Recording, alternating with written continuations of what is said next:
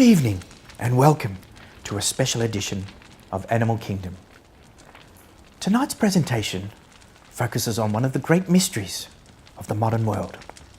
A creature often seen in public, but still holds a great many secrets. I'm talking, of course, of the Homo erectus, Michael Tam. I first met Michael in 1992 when he was a young fledgling banker. Still unable to fly, but he was in the process of preening and stretching his wings for the long migration ahead. Over the next few years, I formed a bond with the creature, earning his trust during countless studies that were conducted in his natural habitat, the urban nightclub. Michael soon grew weary of his surroundings, and feeling an instinctual urge, he spread his wings and made his way to New York City, where he could flourish among the other bankers. I lost track of Michael for a few years, but when he re-emerged, he was no longer a fledgling.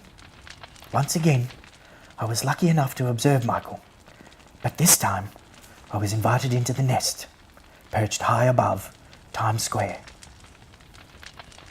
My time in the nest was a whirlwind of late nights in bars, clubs and restaurants, always accompanied by vast consumption of alcohol. Until now, it was thought nothing could survive under these extreme conditions. But in fact, this is where Michael was at his best. After a few years in New York, Michael was now a seasoned hunter and was soon looking for a new territory to dominate. It didn't take Michael long to settle into his new Hong Kong habitat when he sent out the call of the wild. It sounded a little like this. Caw-caw! Caw-caw! I was among many of his overseas observers that responded to the call. When I arrived in Hong Kong, Michael was barely recognizable. He had taken on a plumage of head to toe Gucci and Prada. He had also a gigantic nest that went largely unused. Over the next decade, I performed countless studies over many visits to his Hong Kong habitat. Often, I was pushed to the edge of my endurance. Had I stayed there, I surely would have expired.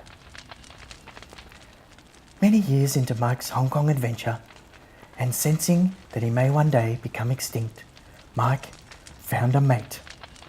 This amazing creature, Karen, has not only enhanced Mike's life, but ensured that his kind will live on with two beautiful offspring. After each study, I strive to learn more about the majestic creature. So friendly and so caring to all that found their way under his wing, but yet so private in many ways. For now, we must be happy with the fact there are still so many things unknown. Suffice it to say, I am very proud to call him my friend. Congratulations, my friend, on 50 wonderful years.